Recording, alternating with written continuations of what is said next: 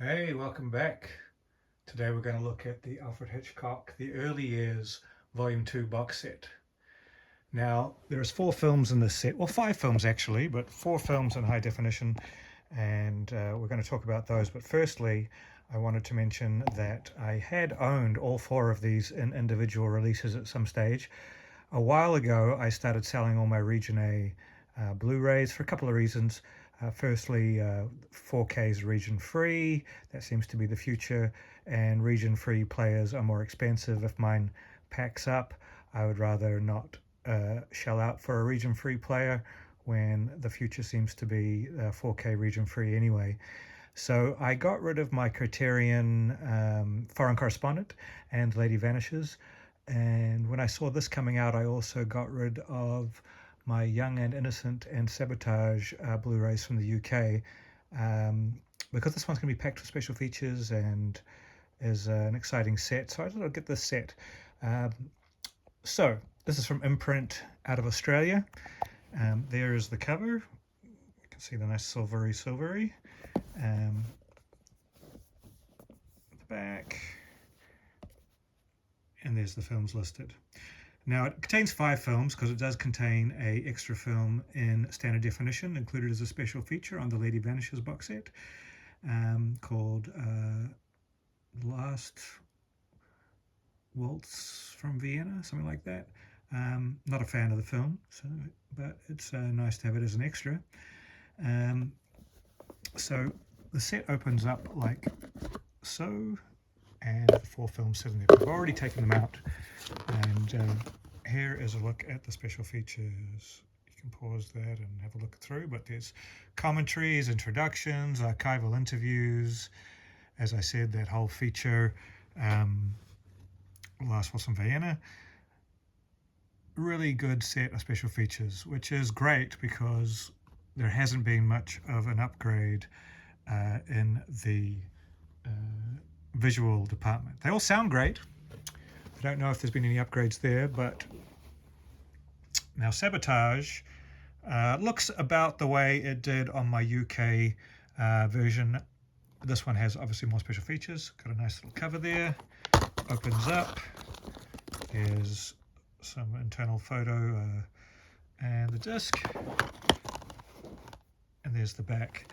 I really like Sabotage. I mean, it's grown on me over the years because it is pretty low budget and basic, but it has something about it that really works, and there's some really good set pieces. The final conclusion is a little underwhelming, but there is many great moments throughout.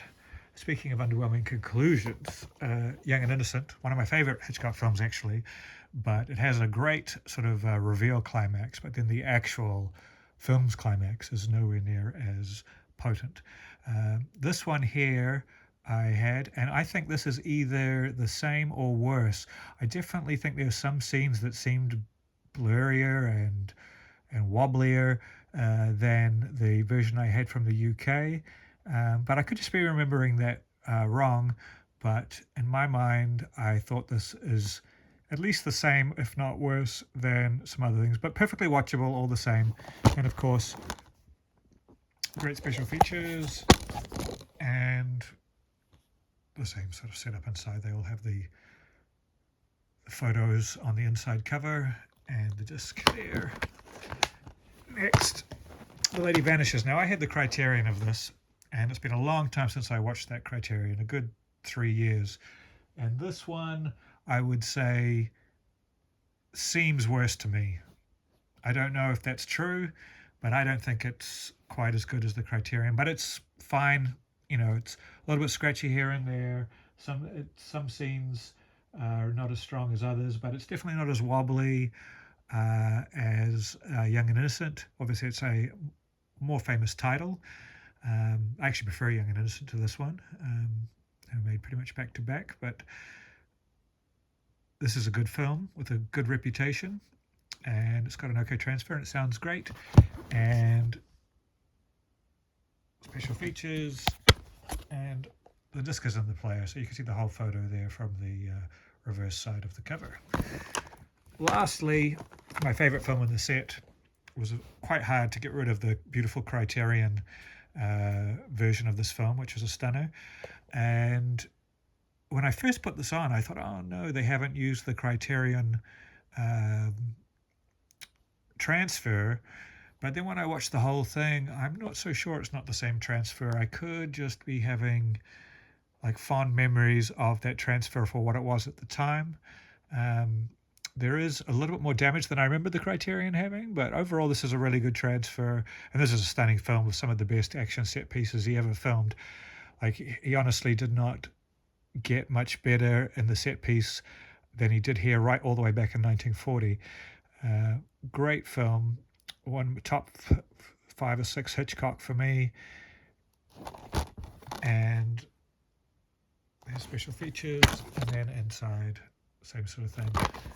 I have that up on my wall, foreign correspondent there. So yeah, it's a good set. I think the transfers are at least fair or the same as some of the ones from before, quite possibly the same transfers from Criterion, maybe not as encoded as well, I'm not sure, but I have a feeling it's just slightly under, but nothing to complain about too much. They all sound great and they're all packed with special features, and they're in a beautiful box set here,